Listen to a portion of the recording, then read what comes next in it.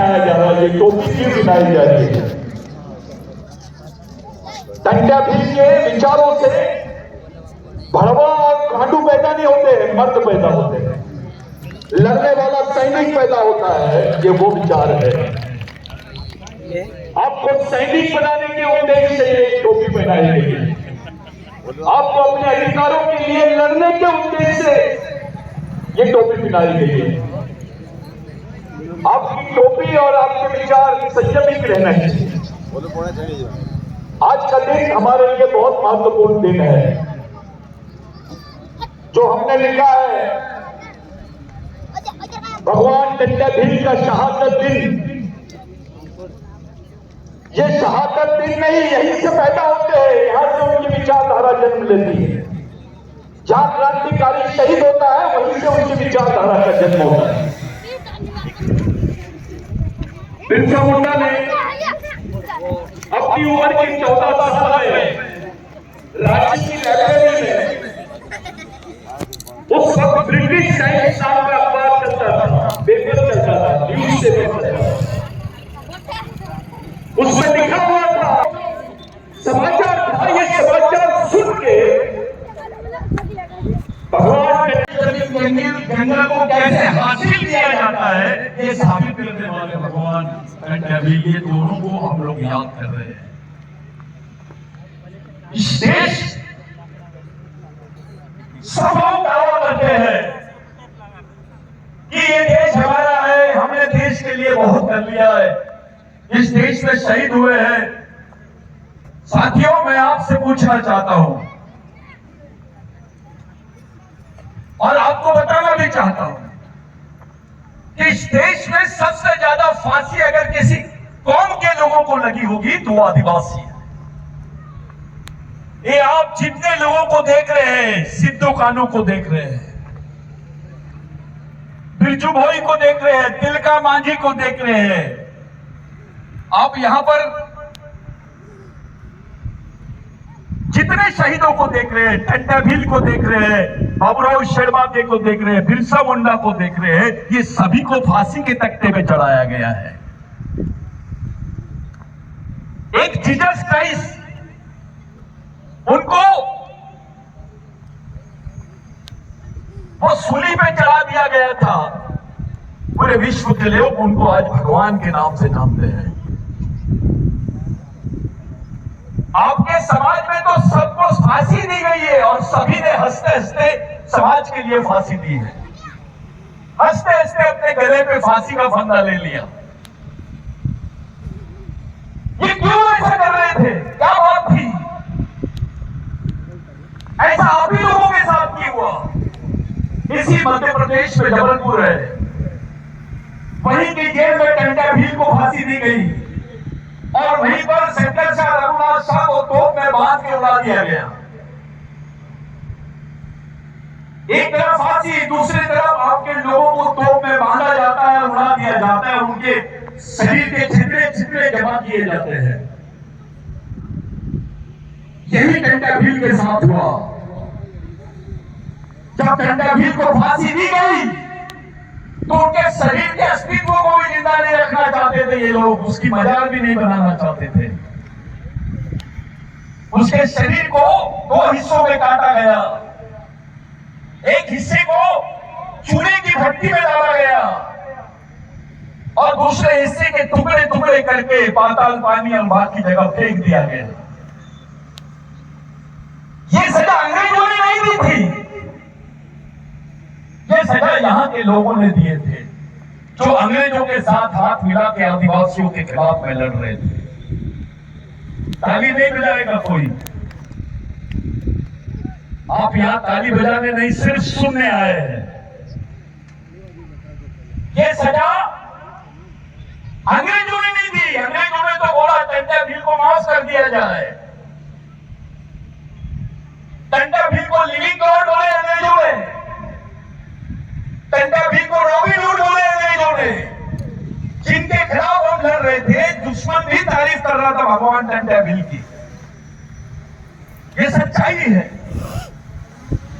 उस वक्त दो टाइप की लड़ाई आपके सामने होती है साथियों। एक राजा होता है जो जमीन देता है, एक नेता होता है जो जमीन की बात करता है, आपको बताता है कि भैया ये आपकी जमीन है, आप इसके बारे में सोचिए। लेकिन टंटा भील ने आपसे छीनी हुई जमीन को वापस लाया और आपके बीच में बांटा। उस भगवान का नाम है टंटा भील, उस भगवान का नाम है बाबूराव शेरवाके, उस भगवान का नाम है बिरसा मुंडा, उस भगवान का नाम है राघोजी भांगरे, उस भगवान का नाम है तिलका मांझी।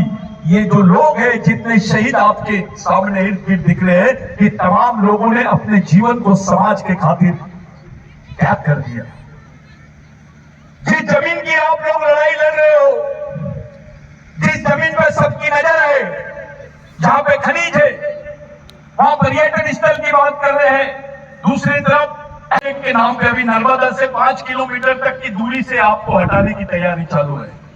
ये गुजरात तक जाएगा, ये केवल अलीराजपुर में नहीं हो रहा है, ये देश के कोने कोने में जहां जहां आदिवासियों की जमीनें 5वीं अनुसूची की, वहां वहां ये षड्यंत्र चालू है। इनसे पूछा जाए कि आदिवासियों की जमीन आपको डेवलपमेंट के लिए लग रही है, दूसरों की जमीन क्यों नहीं ले रहे? टाटा की लो, अदानी की लो, अंबानी की लो। इस देश 70% लड़ाई आदिवासियों ने लड़ी है। जो लोग ये बातें करते हैं, उनसे हमारा खुला आह्वान है कि आप साबित करो, हम साबित करके बताते हैं आपको कि इस देश की 70% लड़ाई आदिवासियों ने लड़ी है। और आदिवासियों के बदौलत इस देश में सबको जमीन पर मालिकाना हक मिला है, चाहे वो आदिवासी हो, दलित हो, बहुजन हो, ब्राह्मण हो, मुस्लिम हो, क्रिश्चियन हो, सभी को। अगर आदिवासी शहीद इस देश में लड़ते नहीं, आदिवासियों को उठाव नहीं होता जल जमीन जंगल के लिए, तो इस देश का जो नागरिक है उसके हिस्से में मालिकियत का हक नहीं आता जमीन के ऊपर, जिसको ओनरशिप बोलते हैं हम। साथियों, सबसे बड़ी तकलीफ यह है कि जिन्होंने उंगली नहीं कटाए उनके नाम शहीदों में लिख दिए इन्होंने। हमारी तो पूरी कौम की कौम शहीद है। आदिवासी लड़ता था, मरता था तो उसको क्रिमिनल ट्राइब बोल रहे थे, और दूसरे लड़ रहे थे, गलती से मर जाते थे तो उनको शहीदों का दर्जा मिल जाता था। आज भी टंटा भील को ये लोग क्रिमिनल ट्राइब बोलते हैं। अब तक के 10 साल पहले तक के, जब से ये मिशन ने इस बात को सामने नहीं लाया था, तब तक के टंटा भील को डकैत बोलते थे। हमारे भगवान को डकैत, डाकू, लूटने वाला। अरे भाई, अंग्रेजों ने भगवान क्यों बोल दिया? अंग्रेजों ने रॉबिन हुड क्यों बोल दिया? आपने डकैत क्यों बोल दिए? क्या अंग्रेजों से ज्यादा समझदार थे आप? अंग्रेज आदमी नहीं है, वो तारीफ करते हैं आदिवासियों की, और आप चुप रह के उसको डकैत बोलते हो, उसको क्रिमिनल ट्राइब बोलते हो, उसको डाकू बोलते हो, उसको अपमानित करते हो, ताकि उसकी प्रेरणा जो है आदिवासी समाज में ना जा सके। साथियों, इस बिरसा ब्रिगेड के मिशन ने भगवान टंटा भील के विचारों पर काम किया, उसको व्यवस्था में खड़ा किया। आज केवल मध्य प्रदेश नहीं, पूरे देश के कोने कोने तक भगवान टंटा भील के आदर्श को आदिवासी समाज और इस देश के गरीब, शोषित, पीड़ित, मजदूर लोग भी मानने लग गए हैं। पहले टंटा भील को डकैत बोलते थे, जब आदिवासियों ने टंटा भील पे काम किए, बिरसा ब्रिगेड ने टंटा भील पे काम किया, तो उसको भगवान बोलने लग गए। आज वो लोग भी भगवान बोलने लग गए जो पहले उसको डकैत बोलते थे। ये सच्चाई है। कुछ लोगों ने बोला कि भाई टंटा भील क्या किए, ये कौन है टंटा भील, इसने हमारे लिए क्या किया है? तो याद रखो, आज जो तुमको नौकरी मिली है, आपके हिस्से में जो जमीन आई है, ये टंटा भील के आंदोलन की वजह से हुई है, उन्हीं के संघर्ष का नतीजा है। ये बिरसा मुंडा के संघर्ष का नतीजा है कि आपके हिस्से में जमीन आई है। 2 एकड़, 4 एकड़, 5 एकड़, 10 एकड़, 20 एकड़ जमीन जो आपको मिली है, ये इन्हीं शहीदों की बदौलत मिली है। ये जो सीपीएम बरार का कानून गुजरात के बॉर्डर से लेकर मेलघाट के बॉर्डर तक, यानी महाराष्ट्र के बॉर्डर तक के टंटा भील का एक छत्र राज चलता था। एक साथ 1 लाख ग्राम सभाओं का संचालन करते थे भगवान टंटा भील, जिसको आज आप 5वीं अनुसूची 6वीं अनुसूची के क्षेत्र मानते हैं। ये आंदोलन नहीं होता तो उसको संविधान में मान्यता भी नहीं मिलती। वो है टंटा भील। आप अपने जमीन के रिकॉर्ड चेक कर लो कि पहले आपके हिस्से में क्या था और टंटा भील के मरने के बाद आपके हिस्से में क्या आया। अरे जब फांसी दे रहे थे टंटा भील को तो उन्होंने 4 शर्तें रखी अंग्रेजों के सामने। कोई होता तो माफीनामा मांग लेता, लेकिन टंटा भील ने क्या मांगा कि मेरे कौम के लोगों को जमीन के पट्टे मिलने चाहिए, मेरे कौम को लोगों को जमीन का मालिकाना हक मिलना ही चाहिए, मेरे लोगों की संस्कृति को अलग व्यवस्था दी जानी चाहिए, हमारे लोगों पर से जो क्रिमिनल टाइप का गुनहगार जमात का जो ठप्पा लगा है आदिवासियों पर, उसको निकाला जाना चाहिए, उनको सरकारी महकमे में नौकरी मिलनी चाहिए। जब टंटा भील को बोले कि आप किसको देखना चाहते हैं, आपको तो फांसी हो रही है, तो टंटा भील ने बोला मैं अपने परिवार के लोग और किसी भगवान को नहीं देखना चाहता, मैं अपने समाज के लोगों को ही अपना भगवान मानता हूं, अपने ही समाज को भगवान से बड़ा मानता हूं, मैं पूरे समाज को देखना चाहता हूं। लाखों की भीड़ थी जबलपुर जेल के बाहर। एक बार टंटा भील ने सबको हाथ दिखाया और जाकर फांसी के तख्ते पे लटक गए। ऐसा हौसला, ऐसी हिम्मत, इतना त्याग समाज के लिए कौन से भगवान ने किया आदिवासियों के लिए, थोड़ा बताइए किसने किया? अगर वो नहीं मरते तो जमीन के टुकड़े नहीं मिलते, वो शहीद नहीं होता तो तुमको सरकारी नौकरी में नौकरियां नहीं मिलते।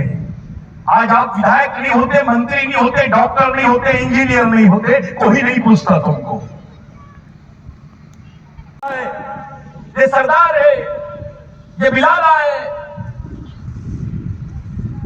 टंटा भील ने बोला था उस वक्त, टंटा भील कोई साइंटिस्ट नहीं था, टंटा भील की सेना में कोरकू भी था, गोंड भी था, भील भी था, बिलाला भी था, बारेला भी था, सरदार भी था। सबको एक ही शब्द से टंटा भील ने नवाजा, वो है मालिक। एक शब्द टंटा भील का आपको इस देश का मालिक बना दिया। टंटा भील के शहीद होने के 120 साल बाद में सुप्रीम कोर्ट ने बोला कि नहीं, आदिवासी देश का मूल मालिक है। और संयोग से वो भी जजमेंट जो हुआ वो नंदाबाई भील के लिए हुआ, जो नंदाबाई भील को महाराष्ट्र में नंगा घुमाया गया था, उसके साथ जो यात्राएं की गई थी, उनको जो क्रिमिनल ड्राइव बोला गया था, उसके ऊपर सुप्रीम कोर्ट ने बोला कि नहीं, आदिवासी देश के मूल मालिक है। आपके बीच आजकल ये ट्रेंड शुरू हो गया, कोई बिलाला का संगठन बनाता है, जो बारेले का बनाता है, कोई गोंड का बनाता है, कोई भील का बनाता है। टंटा भील ने बोला था आदिवासियों की संस्कृति एक है,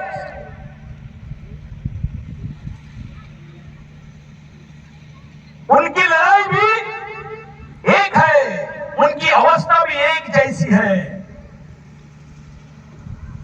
उनका डीएनए, यानी आज की भाषा में डीएनए, उनका खून भी एक जैसा है, तो समाज भी एक होना चाहिए। उस वक्त टंटा भील ने बोला, जो पढ़े लिखे नहीं थे लेकिन जिनके दिमाग में समाज था। इस देश में 22 साल हथियारबंद लड़ाई लड़ने वाले क्रांतिकारी का नाम है टंटा भील। इतनी लड़ाई तो देश में किसी योद्धा ने नहीं लड़ा। यहां पे लोगों का माफीनामा मांगने का इतिहास है, लेकिन आदिवासियों का बलिदान होने का इतिहास है। ये जितने लोग हैं, इन्होंने इनको फांसी के तख्ते पे चढ़ाया है, सबसे पहले इन्होंने यही बोला, हमको जल जमीन जंगल के अधिकार मिलने चाहिए। जिस अलीराजपुर में मैं यहां बात कर रहा हूं, यहां 4 दिन वास था टंटा भील का, 4 दिन का वास। इस अलीराजपुर में भी एक जगह है जहां पे गुफा है, वहां दरबार है, नौजली बाबा का एक दरबार है, वहां के बीच में गुफा में भी कंटा भील का निवास था, वहीं पे वो रहते थे। इस अलीराजपुर में ये जो जमीन है साथियों, जिसके लिए आप लोग लड़ना चाहते हैं, ये जमीन को आपके हिस्से में डाला किसने? कंटा भील ने। ये जमीन हेरिटेज जमीन है। एक आध किला होता है उसको हेरिटेज डिक्लेयर कर देती है गवर्नमेंट। हम बोल रहे हैं ये आदिवासियों की हेरिटेज जमीन है, इसको छू भी नहीं सकते आप। लेकिन खुलेआम आदिवासियों की अधिकारों की धज्जियां उड़ा रहे हैं और हमारे नेता बैल जैसे बैठे हैं वहां पर, सिर्फ चुप है, डर रहे हैं ये बात करने से। कुछ दिन पहले मैंने एक खबर सुना था पेपर में, उसमें लिखा हुआ था कि मध्य प्रदेश से 20,000 आदिवासी, 25 से 40-50,000, मैं कुछ पढ़ा था इसी, 50,000 आदिवासी लड़कियां और महिलाएं गायब है। किसी एक उच्च वर्णीय बात की हमारी बहन का अगर कुछ हो जाता है, देश में हंगामा हो जाता है। 50,000 आदिवासी लड़कियां गायब है मध्य प्रदेश से। अपने लोग क्यों नहीं बोल रहे? वो मर गए, जिंदा है, कौन सी अवस्था में, कहां है? पुलिस के पास भी इंफॉर्मेशन नहीं है, उनके पास भी जानकारी नहीं है। पूरे उनके परिवार के लोग दर दर भटक रहे हैं और पूछ रहे हैं हमारे बच्चे कहां गए, हमारी लड़कियां कहां गई, हमारी महिला, हमारी बहन कहां गई, हमारी बेटी कहां गई। इस पर कोई चर्चा नहीं करता, इस पर कोई बात भी नहीं करता। कैसा समाज है ये? और खुलेआम आदिवासी जमीनों को टारगेट कर रहे हैं। जितनी योजनाएं ला रहे हैं, पर्यटन की योजना रहे, चाहे आपके वन प्रकल्प जिसको आप लोग बड़े बड़े अभयारण्य बोलते हैं, उसकी भी योजना रहे, वो आदिवासी की जमीन से जाती है। पानी की योजना आदिवासी की जमीन से जाती है। यानी शुरू से लेकर आखिरी तक देश आजाद होने के पहले इस देश की 68% जमीन का मालिक था आदिवासी। अब देश की आजादी के बाद का जो हाल है, आज 18% जमीन का मालिक बचा है, वो 50% जमीन उसकी गायब कर दी गई है। अरे आदमी मर गया होगा, उसका धर्मांतर हो गया होगा, वो मर गया, धर्मांतर हो गया, यहां से दूसरे प्रदेश में चले गया होगा, ये समझ में आता है। जमीन कहां जाएगी? जमीन के तो पैर नहीं होते ना। आदिवासियों की जमीन कहां गायब हो गई है? साथियों, जो शहर में रहने वाले पढ़े लिखे कर्मचारी लोग हैं, अधिकारी लोग हैं, वो हमारे समाज की जल जमीन जंगल के प्रश्नों से मुंह छुड़ाते हैं। वो केवल आरक्षण के प्रश्नों पे बात करते हैं। एक जो आरक्षण के प्रश्नों पे लड़ने वाला वर्ग और समाज की जल जमीन जंगल के लड़ाई को लड़ने वाला वर्ग, दो टप्पों में बट गया आदिवासी समाज। ये बहुत सोची समझी साजिश है। जो यहां से पढ़ लिख के गांव और शहर में गया, बंगला बना लिया, वो अपने गांव को पलट के नहीं देख रहा है। उसको ये अपना दर्द नहीं लग रहा है। उसको जल जमीन जंगल की लड़ाई अपनी लड़ाई नहीं लगती है, क्योंकि उसके पास पैसा आ गया है। अरे अब तो प्राइवेटाइजेशन हो गया है। मध्य प्रदेश गवर्नमेंट में आदिवासियों की जो हालत है नौकरी की, वो बहुत दयनीय है। करीब 80 लाख लड़के आज बेरोजगार हैं आदिवासियों के, पढ़े लिखे, उनके पास रोजगार नहीं है। अगर गवर्नमेंट कुछ भी करेगी, 80 लाख में से केवल 2,000-5,000 लोगों को नौकरी लगा सकती है। इसके अलावा उनके पास नौकरी भी नहीं है।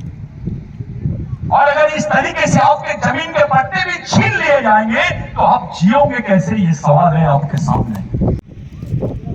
कुछ नेता ऐसा बोलते हैं, वे आदिवासी को अगर पढ़ा लिखाएंगे तो मजदूरी कौन करेगा, खेती के काम कौन करेगा, गड्ढे कौन खोदेगा, इसके लिए तो मजदूर होना हमको। और उसमें अपने कुछ नेता, बेईमान और गद्दार नेता, उनका समर्थन करते हैं। अबे तू आदिवासी है, तेरे खून में कहीं तो भी डिफेक्ट हो गया है, तेरा खून बदल गया है। नहीं तो आदिवासी आदमी कभी बेईमान नहीं होता। जमीन पर सबसे ईमानदार आदमी का नाम है आदिवासी। जमीन पर सबसे ज्यादा मेहनत करने वाले आदमी का नाम है आदिवासी। जमीन पर सबसे ज्यादा लड़ाई लड़ने वाले आदमी का नाम है आदिवासी। और जमीन पर सबसे ज्यादा मानवता का पालने वाले व्यक्ति का नाम है आदिवासी। लेकिन उल्टा हो रहा है, जो मेहनत नहीं करते उनको सम्मान, और जो मेहनत करते उसका अपमान और उसका शोषण, उसका दमन, ये आंखों के सामने दिखाई दे रहा है। आपकी जमीनें छीन ली जाएंगी, जो जमीन आपको बड़ी मुश्किल से ये लोग मर के दिलाए हैं। इसके लिए किसी नेता का बाप नहीं मरा था। जो आज देश में सल्तनत बताते हैं अपनी, उनका कोई आदमी नहीं मरा। ये हमारे पूर्वजों की देन है, उन्हीं की वजह से ये जमीन मिली है हमको। अगर वो मरते नहीं, इसके लिए लड़ते नहीं, तो वो जमीन का हिस्सा हमारे बीच में नहीं आता। जिस जमीन की वो जमीन हमारी बहन बात कर रही थी। आप सोचो मत कि आप अकेले हो, पूरे देश के आदिवासी आपके साथ में है। पहले एक सोच बनाई जाती थी, आदिवासियों की भीड़ लाई जाती थी, ट्रक में बिठाया जाता था और उनको बताया जाता था, बेचारे ताली बजाते थे, चले जाते थे। लेकिन जब से बिरसा ब्रिगेड ने काम शुरू किया है, आदिवासी का हर एक आदमी सैनिक के बराबर दिखाई देता है। चाहे मजदूर हो या क्लास वन ऑफिसर हो, डॉक्टर हो, इंजीनियर हो, विधायक हो, मंत्री हो, सब एक ही लाइन में बैठे हुए दिखाई देते हैं। सबको बराबर सम्मान, सबको एक ही मंत्र, लड़ोगे तो बचोगे, भागोगे तो मरोगे। भगवान टंडे ने बोला था, बचना है तो लड़ना है, और लड़ना है तो सीखना है। टंडे पढ़े लिखे नहीं थे, लेकिन 19 साल तक के अंग्रेजों के खिलाफ में, और अंग्रेजों के साथ साथ यहाँ के जमींदारों के खिलाफ में, यहाँ के उच्च वर्गीयों के खिलाफ में, जिनका साठगांठ अंग्रेजों के साथ में था, जो दावा करते हैं कि देश के लिए लड़े। अरे ये सच्चाई है, आदिवासियों के खिलाफ में, यहाँ के अंग्रेजों के साथ में मिलकर आदिवासियों के खिलाफ जिन्होंने षड्यंत्र किए, वो इसी देश के लोग हैं। नहीं तो एक उदाहरण दे दो, कहीं आदिवासी ने किसी के साथ गद्दारी किया होगा? मेरा खुला आह्वान है इस पर। अब तो दावे के साथ बोलते हैं पूरे देश में कि इस देश की 70% जमीन का मालिक आदिवासी है। 70% जमीन की लड़ाई आदिवासियों ने लड़े। इस देश के जल, जमीन, जंगल जो बचे हैं, किसी और ने नहीं, ये आदिवासियों ने बचाए हैं। साथियों, बिरसा मुंडा को 150 साल हो गए। बिरसा मुंडा ने भगवान टंडे भील के आंदोलन को आगे बढ़ाया। इसके जितने हमारे पूर्वजों की विचारधारा है, उस विचारों को बिरसा मुंडा ने बोला कि मैं कोई नया नहीं कर रहा हूं, मैं अपने पूर्वजों द्वारा बताए गए संघर्ष मार्ग को ही अपना रहा हूं। और जो बिरसा मुंडा ने जिस लाइन, तो उनके नाम पर, ये इसको बिरसावाद के नाम पे हम लोग जाने हैं कि जिस तत्व ज्ञान को लेकर हम लोग जी रहे हैं, जिस तत्व ज्ञान को लेकर हम लोग लड़ते हैं और मरते भी हैं। बिरसा ब्रिगेड ने पूरे देश में खुलेआम एक बात बोला कि आदिवासी देश का मूल मालिक है। ये भगवान टंडे भील ने बोला था, बिरसा मुंडा ने बोला था, राघोजी भांगरे ने बोला था, बाबूराव शर्मा के ने बोला था, तिलका मांझी ने भी बोला था कि केवल तिरंगे झंडे पकड़े उनको स्वतंत्र सेनानी के सर्टिफिकेट दे दिए, पेट्रोल पंप मिल गया, किसी को जमीनें मिली झूठे प्रमाण पत्रों पर। लेकिन जिनकी कौम की कौम पूरी शहीद है, उनके हिस्से में कुछ नहीं आया। वो आज कपड़े पहनने को मोहताज है। हमारी मां बहनें, मैं बताना चाहता हूं साथियों, भगवान टंडे भील की लड़ाई के 2 पहलू मैं आपको बताना चाहता हूं। पहले आदिवासी महिलाओं को ब्लाउज पहनने पर से तो उसको टैक्स देना पड़ता था, ये प्रथा थी। उस प्रथा के खिलाफ में भगवान टंडे भील लड़े। आज हमारी मां बहनों के बदन पे जो कपड़े हैं, ये भगवान टंडे भील की वजह से है, किसी नेता के और पार्टी की वजह से नहीं है। वो है टंडे भील। आज जितना क्षेत्र आपको आदिवासी क्षेत्र दिख रहा है मध्य प्रदेश में, इस मध्य प्रदेश का जो आदिवासी क्षेत्र है, गुजरात तक, महाराष्ट्र तक, राजस्थान में भी टंडे भील के आंदोलन के अवशेष मिलते हैं। ये नाम मामूली नाम नहीं है साथियों। हमारे लिए, पूरे देश के आदिवासियों के लिए नहीं, विश्व के आदिवासियों के लिए। क्योंकि उस वक्त ब्रिटिशों की जो सत्ता थी विश्व के 7 देशों में थी, जब कानून बनाया गया कि आदिवासी की जमीन गैर आदिवासी को नहीं देना, और गैर आदिवासी तो क्या सरकार भी नहीं ले सकती है। ये जो कानून बिरसा मुंडा के आंदोलन के माध्यम से बना, जो टंटा भील का संघर्ष था, उसको बिरसा मुंडा ने आगे बढ़ाया। और 1898 में जो कानून बना, जिसको लैंड एक्विजिशन एक्ट बोलते हैं, वो कानून की वजह से हमारे पास जमीन के टुकड़े हैं। और उसका फायदा केवल भारत के आदिवासियों को नहीं हुआ, 7 देशों के आदिवासियों को हुआ। इसके एविडेंस मिल रहे हैं, इसके प्रूफ मिल रहे हैं अभी। और बड़ा अच्छा लगता है, अभिमान हो रहा है कि हमारे पूर्वजों की लड़ाई ने केवल राष्ट्रीय स्तर पे नहीं तो अंतर्राष्ट्रीय स्तर पे भी आदिवासियों की है। ये जितने टोपी वाले लोग यहाँ बैठे हैं, बिरसा ब्रिगेड का ये दावा है, 1 लाख टोपीधारी लोग भगवान टंटा भील को सलामी देंगे। इस देश में लाल किले पे तिरंगा चढ़ता है। अफसोस की बात है, भगवान टंटा भील को याद नहीं करते, उनकी कोई जिक्र भी नहीं करता है। अरे आदिवासी राष्ट्रपति है, बावजूद उसके उनको टंटा भील याद नहीं आता है।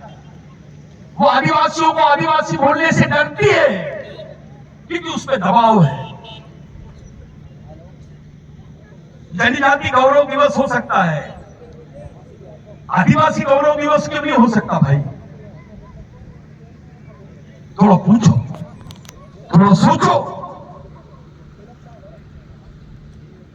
हमारे राष्ट्रपति होने के बावजूद भी हमारे प्रश्नों पर खुलकर बात नहीं कर पाते हैं।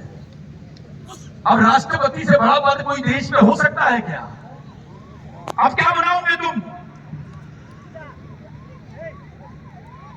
ये लड़ाई सामाजिक है, इस लड़ाई को हमको समझना पड़ेगा। जमीन की लड़ाई, जंगल की लड़ाई, ये हमारे सामाजिक संवैधानिक अधिकारों का हिस्सा है। इस लड़ाई को एक अलग तरीके से लड़ना पड़ेगा। मैं अलीराजपुर में जिस जगह पे मैं खड़ा हूं, ये जो जगह है, जिन लोगों ने, जो बहन ने यहां पर आके जो बात करी है, मैं उनसे ये बिरसा ब्रिगेड के माध्यम से ये उनको आश्वासन देता हूं कि इस लड़ाई को हम सुप्रीम कोर्ट में जनहित याचिका के रूप में रखे थे और रखेंगे। और इस लड़ाई को केवल यहाँ के अलीराजपुर के आदिवासियों की लड़ाई नहीं, गुजरात के भी आदिवासियों, राजस्थान के भी आदिवासियों की, महाराष्ट्र के भी आदिवासियों की लड़ाई को संयुक्त रूप से जनहित याचिका के रूप में सुप्रीम कोर्ट में रखेंगे। और ये काम हम 26 जनवरी के पहले करेंगे साथियों। तब से भगवान टंटा भील का जन्मदिन मनाएंगे। इस काम को करने के लिए आपका सहयोग लगेगा। आपको गांव गांव में जागरूक करना पड़ेगा। यहां बैठे हुए सैनिकों से मेरा निवेदन है कि आपको 1 लाख लोगों को तैयार करना पड़ेगा। वैसे तो है, लेकिन 1 लाख लोगों को यहाँ के, इस परिसर के लोगों को जोड़ना पड़ेगा। बड़ौदा तक के लोगों को यहाँ पर बुलाना पड़ेगा। ये देश का सबसे बड़ा प्रोग्राम के रूप में इस प्रोग्राम को देखना चाहिए। उस दिन हमको इस देश में बताना है कि देश का राष्ट्रपालक कौन है। राष्ट्रपिता तो महात्मा गांधी हो सकते हैं, जिन महात्मा गांधी ने भगवान बिरसा मुंडा से प्रेरणा ली। संविधान निर्माता डॉक्टर बाबा साहब अम्बेडकर, अगर बिरसा मुंडा का आंदोलन नहीं होता, अगर कुछ काम कर सकते हैं, उनको उनसे प्रभावित हो सकते हैं, वो समाज के लिए कुछ निकाल दे सकते हैं, समाज के लिए कुछ दिशा दे सकते हैं। उनकी दिमाग में और उनके विचारों में ताकत है।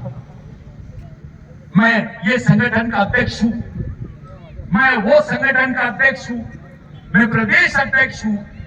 मेरा सबको खुलेआम इन्विटेशन है, आओ, मैं इंटरनेशनल अध्यक्ष बनाता हूं। अबे भेजे में कुछ नहीं रहेगा तो करेगा क्या? सोचेगा नहीं तो लड़ेगा कैसे? तेरे पास सोच ही नहीं रहेगी तो तेरे को कैसे समझ में आएगा कि कौन तेरा दुश्मन है, कौन तेरा दोस्त है, कौन से रास्ते से समाज को लेके जाना है। जिनको समाज नहीं समझता वो समाज के नेतृत्व की बात करते हैं। आदमी का इलाज करना है, ऑपरेशन आदमी का करना है, और 2 डॉक्टर को उठा के लाओगे, जानवर के डॉक्टर को, तो आदमी मरेगा कि बचेगा? कुछ भी हुआ समाज में तो नेता, फलाना नेता के पास चलो, वो नेता के पास चलो। जैसे सरदार धोरा तो अजय सिंह दे दो, पेट दर्द होगा तो अजय सिंह दे दो। हर बीमारी का एक ही इलाज, तो बीमारी एक्शन करने के बजाय रिएक्शन करती है। प्रश्न सामाजिक है, समस्या सामाजिक है, तो इलाज भी सामाजिक होना चाहिए। और इलाज सामाजिक है तो उसके लिए विचारधारा भी सामाजिक होना चाहिए, और विचारधारा सामाजिक है तो उसके लिए कैडर भी सामाजिक होना चाहिए, आपका मिशन भी सामाजिक होना चाहिए, आपका जीवन भी सामाजिक होना चाहिए, और आपकी मृत्यु भी सामाजिक होना चाहिए।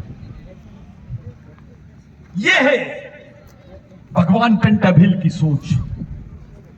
लोग बोलते थे भगवान टंटाभिल तो अनपढ़ था, डकैत था। तेरे बाप ने देखा था क्या? अबे उसके कद के बराबर तो कोई नहीं है ठाकुर। उसको राष्ट्र मालक बोलना भी कम है। जिसने तुमको मालिक बना दिया, तुम्हारे बाप ने तुमको बेटा बनाया, लेकिन भगवान टंटाभिल ने तुमको इस देश का मालिक बना दिया। भगवान टंटाभिल ने एक बात बोला था, इस देश में ब्राह्मण होना बड़ी बात नहीं है, इस देश में हिंदू होना बड़ी बात नहीं है, इस देश में क्रिश्चियन होना बड़ी बात नहीं है, इस देश में मुस्लिम होना बड़ी बात नहीं है, बड़ी बात होए आदिवासी होना। जब आप अपने आप को आदिवासी बोलते हो तो इस देश के मालिक बन जाते हो। और इसकी जो प्रतिमा है वो आपको भारतीय संविधान में दिखती है। किसी समाज के लिए भारतीय अनुसूची के अधिकार नहीं है, क्यों दिए गए आदिवासी? किसी समाज के लिए छठी अनुसूची के अधिकार नहीं है, क्यों दिए आदिवासी? किसी समाज के लिए स्पेशल पावर, अनअमेंडेबल आर्टिकल। जमीन किसकी है? वो टंटाभिल के इतिहास को जानते थे, बिरसा मुंडा के इतिहास को जानते थे, तिलका मांझी के इतिहास को जानते थे, जिसकी पुनर्वृत्ति अंग्रेजों ने किए। 1935 में जो इंडिया फर्स्ट इंडिया एक्ट बना, ये इन्हीं शहीदों के कुर्बानी का नतीजा है साथियों। आज तुम्हारे बेटे को बोलो तुम्हारे लिए जान देता है क्या? नहीं देगा। अरे ये तो हंसते हंसते तुम्हारे लिए फांसी के फंदे पे चढ़ गए। हमारा क्या फर्ज है? इनके मार्ग के लिए, इनके विचारों पर, इनके विचारों के आंदोलन को चलाना पड़ेगा। अगर जिंदा रहना है तो अपने महापुरुष जिनकी वजह से ये समाज है, आपके अधिकार है, आपके बदन पे कपड़ा है, आपके पास नौकरी है, आपका सम्मान है, आपको एक पहचान है, उन महापुरुषों को अगर आप भूल जाओगे तो आप कहीं के नहीं रहोगे साथी। अपने महापुरुषों के विचारों की तरफ चलो। अरे जिनसे बाबा साहब जैसे लोगों ने प्रेरणा लिया, जिनका महात्मा फुले जैसे लोगों ने अपने ग्रंथों में उल्लेख किया, वो कोई मामूली लोग हो नहीं सकते। और आप उनके बच्चे हैं, उनके खून के लोग हैं। इस देश के लिए सबसे ज्यादा बलिदान करने वाले आदमी का नाम है आदिवासी। ये देश आदिवासियों की जमीन पे खड़ा है।